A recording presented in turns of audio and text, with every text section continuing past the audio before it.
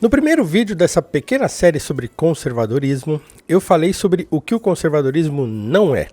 O conservadorismo não é um moralismo, então você não é conservador por concordar ou discordar de comportamentos. O conservadorismo também não é uma ideologia, ou seja, não é um emaranhado de pequenas ideias rápidas a fim de mobilizar a sociedade ou fazer mudanças na sociedade. E o conservadorismo também não é religião ou intrinsecamente ligado a questões religiosas. Então, a partir de agora, nós vamos falar sobre o que é o conservadorismo. É óbvio que o conservadorismo pode ser observado de duas maneiras mais ou menos complementares. Então, você pode ser conservador simplesmente pelo senso comum. Então, você nasce, você cresce, você segue determinados princípios sem saber muito bem o porquê. Ou você, a partir de determinado momento, você consegue defender as suas posições de maneira racional, o que te tornaria, digamos assim, um conservador consciente. Então, a minha ideia com essa pequena série é transformar você que me assiste ou num conservador consciente ou em alguém que, pelo menos, sabe o que significa ser um conservador consciente ou não. É sobre isso que nós vamos falar no vídeo de hoje.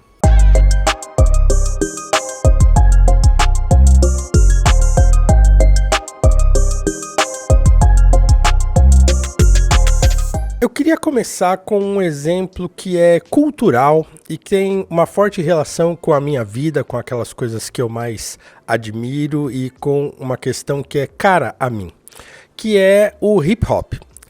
Eu falo muito sobre isso, muitas pessoas que me conhecem e acompanham o meu trabalho sabem da minha admiração e da minha ligação com o hip hop, apesar de eu nunca ter sido um rapper, apesar de eu nunca ter participado de nada muito formal em relação ao rap, ao hip hop.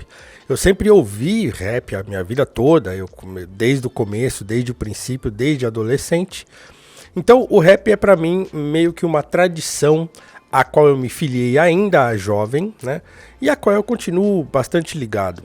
Apesar de eu nunca ter sido progressista como parte, ou grande parte, dos rappers se consideram hoje. E aí existe uma discussão a respeito do rap, do hip hop, né, em dizer que o hip hop é de direita, o hip hop é de esquerda, o hip hop é contra o sistema. Então, qual é a posição política do hip hop? E aí essa discussão ganha as redes sociais e as pessoas ficam discutindo sobre isso nas redes, como se fosse possível delinear uma posição estanque para um movimento cultural tão diverso e tão cheio de nuances como o próprio hip hop. O hip hop nasce no final dos anos 70 como um movimento cultural, na verdade de uma espécie de alternativa à violência das gangues no Bronx. Então ele nasce com um apaziguamento daquelas gangues e com uma subsequente, com o subsequente nascimento de um movimento cultural. Isso está muito bem descrito num documentário que, infelizmente, hoje é difícil de encontrar. Ele chama Rubble Kings. É um documentário que conta a história dessas gangues do Bronx e como essas gangues, a partir do assassinato de uma pessoa importante, de um pacificador daquelas gangues, elas então resolvem se unir, né, se reunir lá num ginásio, como é mostrado naquele filme Warriors, né? É esse filme mesmo? Tem um filme que fala sobre isso. Não, é um filme famoso, aquele é dos anos 80, então talvez você não saiba. É o Warriors mesmo, eu acertei e depois achei que tivesse errado. O filme Warriors meio que encena essa situação real que aconteceu no Bronx, em que as gangues resolvem se unir num ginásio e discutir as suas questões, as suas diferenças e promover um apaziguamento. E a partir desse apaziguamento, dessa paz que começa a reinar entre as gangues, toda essa energia competitiva, essa energia de um bairro contra o outro, de grupos contra outros grupos, se canaliza na cultura, na arte, na dança, né? Nas batalhas de DJs, nas batalhas de rima que começam a surgir. E assim então nasce o rap e o hip hop, né? Surge como o elemento de dança com break, o elemento de rima, que é o próprio rap, com o elemento do grafite, né? E com o elemento do DJ, né? Então são os chamados quatro elementos do hip hop, né? DJ, o MC, o grafite e a dança, né? Então, o hip hop não nasce propriamente como um movimento político. O rap vai ganhar conotações políticas com letras de protesto e tal, né? Numa, digamos, segunda fase, talvez com a música The Message do Grandmaster Flash, talvez seja a primeira música com uma conotação assim de crítica social. Então ele começa a trilhar um caminho de reivindicação e muitas vezes de crítica ou de enaltecimento de uma cultura que vai surgindo ali então a partir do finalzinho da década de 1970. Então, nesse sentido, o hip hop se consolida como uma cultura, né, e como uma cultura que, em muitos sentidos, herda uma tradição da disco music, uma tradição da soul music, do funk, né? E muito dessa questão dos samples, né, de você samplear músicas mais antigas, músicas várias, né?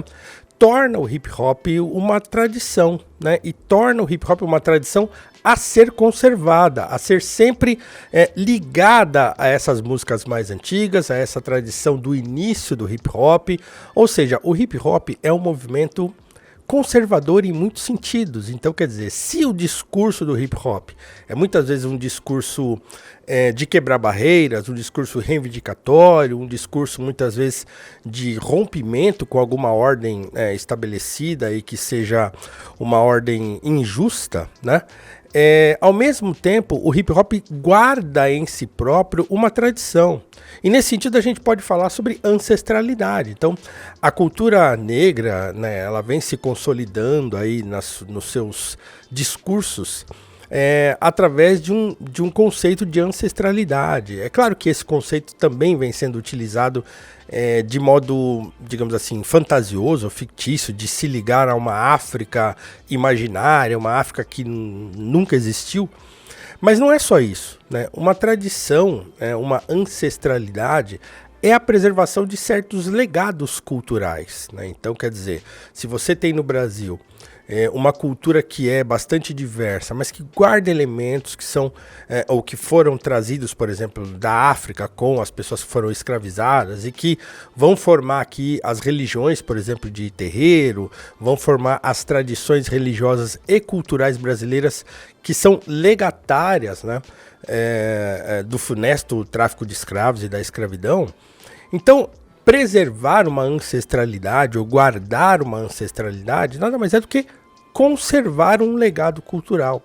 Então, nesse sentido, a gente pode ver tanto o hip hop como a cultura negra de maneira geral, e aqui eu estou falando de maneira específica, mas isso pode ser também visto em relação aos judeus, em relação aos orientais, os japoneses, aqui em São Paulo, por exemplo, com o bairro da Liberdade, que lá eles preservam também uma série de legados culturais, né, com os italianos, aqui no Bexiga, em São Paulo também, com a festa da Nossa Senhora Quiropita, onde tem lá toda uma tradição, e festa, e dança, e rememoração de legados culturais. Então isso, em muitos sentidos, é ligado ao que eu estou chamando aqui de conservadorismo. Então, na verdade, o que a gente pode fazer aqui é uma distinção, que não é muito precisa, mas entre o que a gente chama de conservadorismo cultural e o que a gente chama de conservadorismo político. Porque quando eu faço essa distinção, é possível perceber que, por exemplo, muitos progressistas, muitas pessoas que se dizem de esquerda, elas também são conservadoras em muitos sentidos. E aí eu relembro uma frase do historiador Robert Conquest, que está lá na bio do meu Instagram, que diz, olha, todos são conservadores nos assuntos que conhece. Então tudo aquilo que você conhece, tudo aquilo que você domina, tudo aquilo que você ama, tudo aquilo que você quer ver preservado para sempre, né, torna você conservador nesse sentido. Então nas coisas que você talvez não domine muito, não conheça muito e que você queira ver mudado por algum incômodo que você tem, então nesse sentido você pode ser um progressista. Então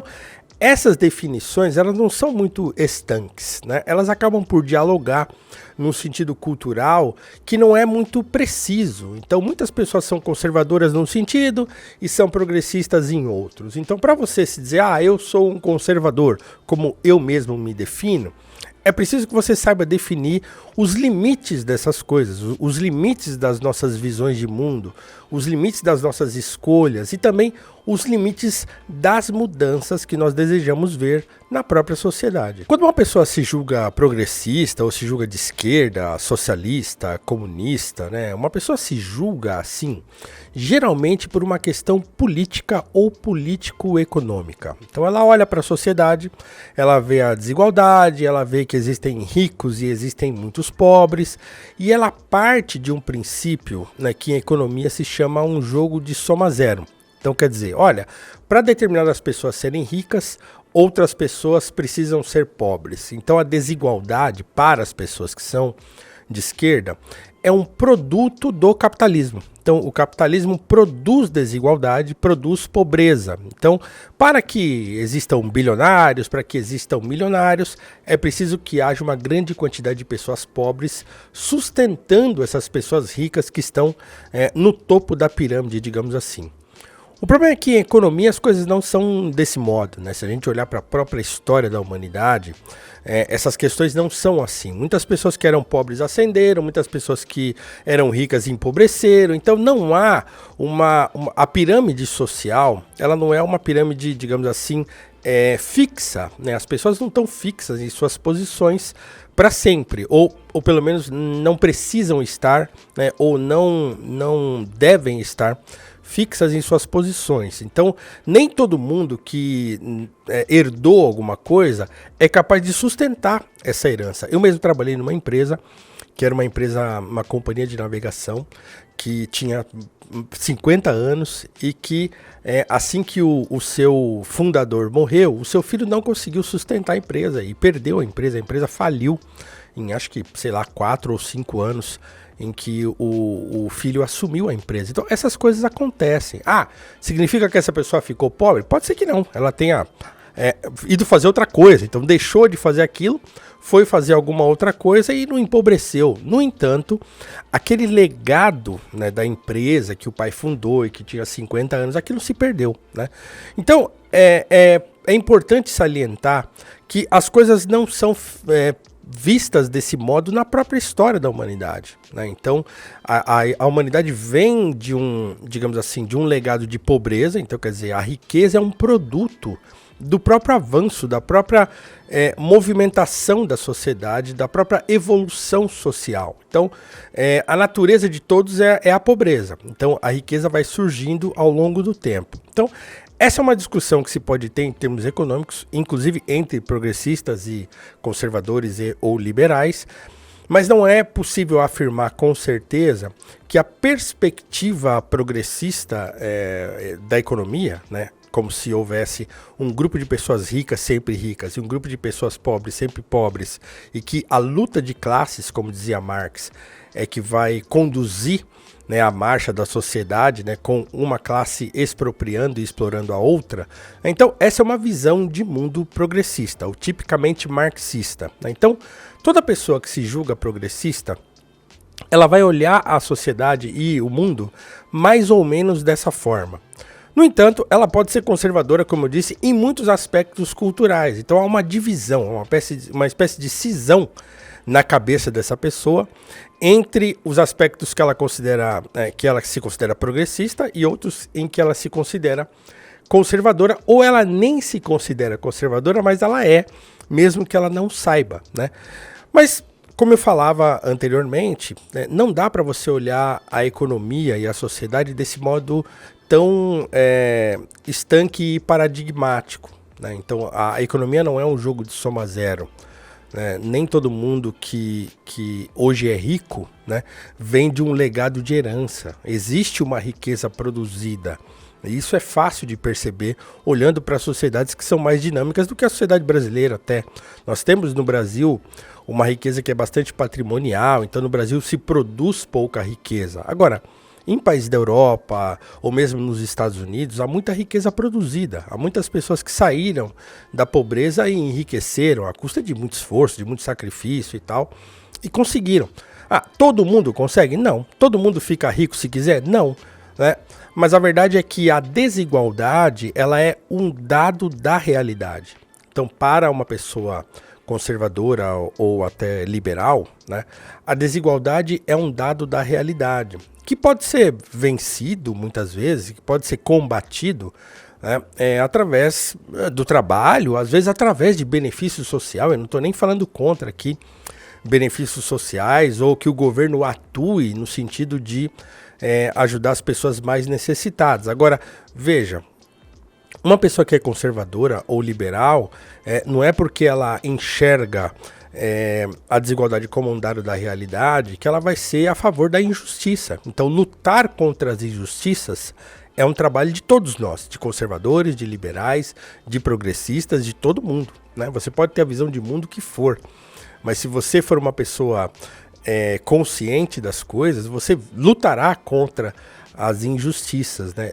Você pode até lutar contra as desigualdades, desde que, de uma perspectiva conservadora, você não queira vencê-las de modo categórico, né? Porque as pessoas são diferentes, as pessoas são desiguais, os gostos são diferentes, as escolhas são diferentes, isso vai levar a resultados diversos, né? Então, como eu vinha dizendo, então uma pessoa progressista, geralmente ela enxerga o mundo desse modo mais ou menos herdeiro da ideia de luta de classes do Marx. Então, uma pessoa que é conservadora ou liberal, ela não vê o mundo dessa forma. Ela enxerga as desigualdades como um dado da natureza e que elas devem ser combatidas à medida em que nós formos dinamizando a sociedade no sentido de amparar os mais pobres, de favorecer a produção de riqueza, de produzir, de gente ser livre para empreender, para fazer negócio, para trabalhar para outras pessoas e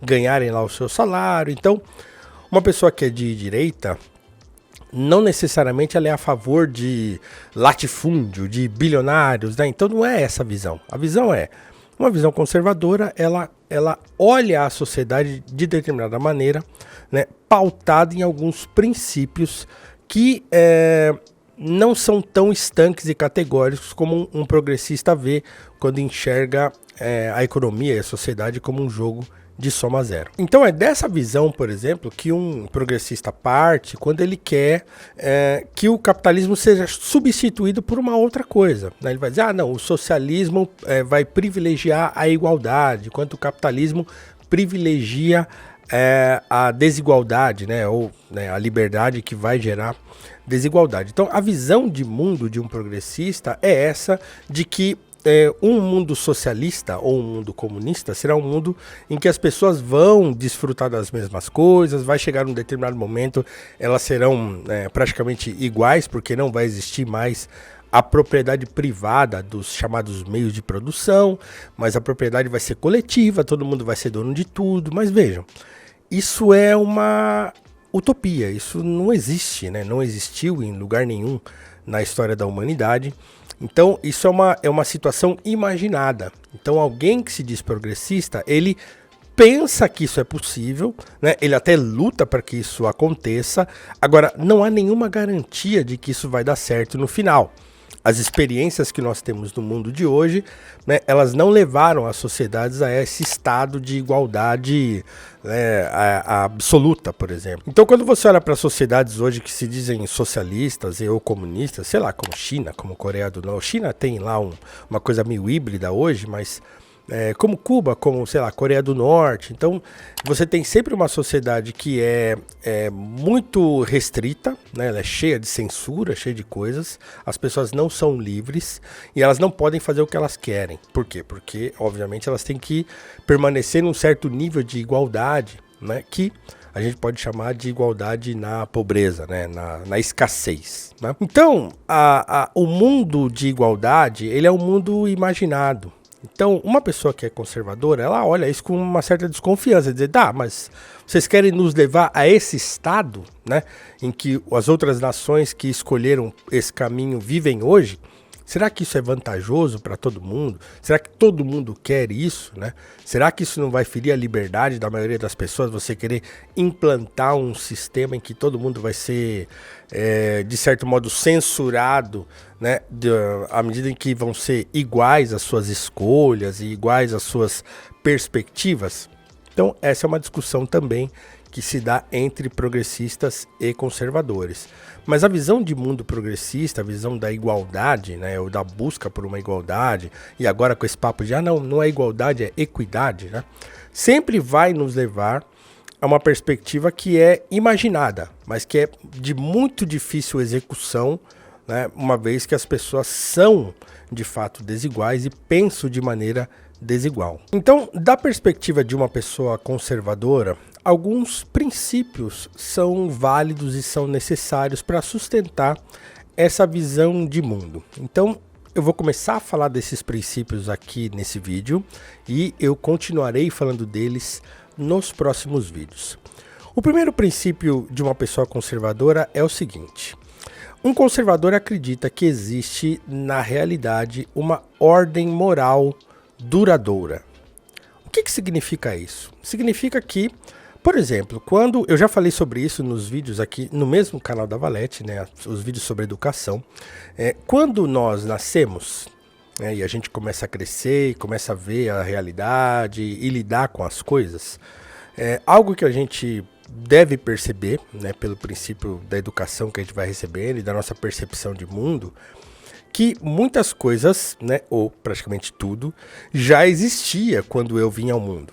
Então, o que eu tenho de fazer como um novo ser humano caminhando sobre a Terra é me adaptar àquilo que já existe. Então, os costumes já existem, as religiões já existem. Então, né, eu não posso simplesmente criar cada pessoa que nasce criar uma religião própria. Então, a gente acaba aderindo a uma religião ou outra, a gente adere aos costumes e a ordem moral da sociedade em que a gente está inserido, a gente acompanha os costumes das nossas famílias, então a gente vai se inserindo no mundo de acordo com uma ordem moral que já existe. Né? Ela está aí, ela é compartilhada pela sociedade, é compartilhada pelos grupos menores e também pelos grupos maiores, né, pelas comunidades e pela sociedade de maneira geral. Ela é compartilhada por cada indivíduo que caminha sobre a Terra e que vive. Então, existe uma ordem moral duradoura que deve ser respeitada, que deve ser olhada por essa pessoa conservadora e preservada. Então, dois exemplos simples podem mostrar como essa coisa da ordem moral duradoura é uma realidade. Por exemplo, a manutenção da família. Então, o que é uma família? Uma família é a composição de umas pessoas, então, por nascimento ou por, né, uma junção qualquer. Então, uma família, ela lida, claro, na convivência pacífica entre os cônjuges ou entre as pessoas adultas e também na preservação e educação da criança, né, do filho, né, daquele que vai herdar a educação e que vai ter a sua integridade física, psicológica preservada por essa família. Então, uma família, ela é digamos assim, um conceito, né, que une pessoas e que essas pessoas têm funções nisso. Então, essa é uma ordem moral que existe há milênios. Então, há milênios que a família significa isso. Né? Então, como eu já disse em outras situações, não importa que tipo de configuração familiar que exista, né? Do ponto de vista de uma visão de mundo conservadora, ainda que esses casais sejam homoafetivos, ainda que, por exemplo, o pai falte ou a mãe falte, né? Preservar a vida da criança, educar a criança e guardar certos laços de comunhão, né, faz parte dessa ordem moral familiar, que é uma ordem tradicional e que vem e que existe há milênios e milênios. Né? Então, esse é o primeiro exemplo. Um segundo exemplo é, por exemplo, a ideia do trabalho como um elemento dignificante. Então, o trabalho, né, tem uma frase, né, o trabalho dignifica o homem, né, e essa também é uma realidade. Então, trabalhar, né, apesar de ser para muitos um fardo, né, então aquela ideia bíblica de ganharás o teu pão com o suor do teu rosto. Então, o trabalho, ao mesmo tempo em que ele é um fardo, porque, né, é cansativo, é exigente, muitas vezes é extenuante, mas ele traz um senso de dignidade para as pessoas, né? Para todo mundo que trabalha, todo mundo que é ativo, todo mundo que consegue contribuir, né, com a sociedade, todo aquele que trabalha e recebe um salário ou aquilo que recebe em troca do seu trabalho, aquilo dignifica uma pessoa, né? Então, a ideia do trabalho como um elemento dignificante do ser humano é também parte dessa ordem moral duradoura. Então, todas as pessoas que, né, vivem em sociedade, num determinado momento, sentem a necessidade de trabalhar. Claro, há pessoas que não sentem, mas essas são exceção, né? Então, toda pessoa consciente, né, quando chega na vida adulta, ou vai chegando na vida adulta, sente necessidade de trabalhar. Muitos sentem necessidade de estudar, fazer faculdade. Então, tudo isso faz parte de uma ordem moral que vai se seguindo nas sociedades e que exige que cada pessoa que vai nascendo, crescendo e se desenvolvendo siga mais ou menos essa ordem moral, que é uma ordem moral duradoura. Então, um conservador, ele olha para essas coisas e pensa nessas coisas como coisas dignas de serem preservadas. Por quê? Porque o abandono dessa ordem moral pode trazer prejuízos que a gente não sabe calcular, né? Então, é sempre bom você preferir o mal que você conhece ao bem que você desconhece. E aí eu queria fazer aqui uma citação do Russell Kirk, que é o autor do qual eu venho tirando esses princípios. Eu tirarei esses princípios que eu vou tratar aqui com vocês, mas no seu livro A Política da Prudência, né, em que ele fala dos 10 princípios conservadores, sobre esse primeiro princípio, que é a ordem moral duradoura, ele diz o seguinte, abre aspas: uma sociedade em que os homens e as mulheres são governados pela crença em uma ordem moral duradoura, por um forte senso de certo e errado, por convicções pessoais de justiça e de honra, será uma sociedade boa, seja qual for o mecanismo político utilizado. Enquanto na sociedade homens e mulheres estiverem moralmente à deriva, ignorantes das normas e voltados principalmente para a gratificação dos apetites, essa será uma sociedade ruim. Não importa quantas pessoas votem ou quão liberal seja a ordem constitucional formal. Fecha aspas. Então, esse é um grande princípio conservador e talvez o primeiro princípio conservador a ser observado. Então, a crença numa ordem moral duradoura. Isso não tem a ver, né, com posições político-partidárias, não tem a ver diretamente com o candidato que você vota ou não, né? Tem a ver com uma visão de mundo, que olha para a realidade e enxerga na realidade uma certa ordem, e essa certa ordem ela precisa ser preservada.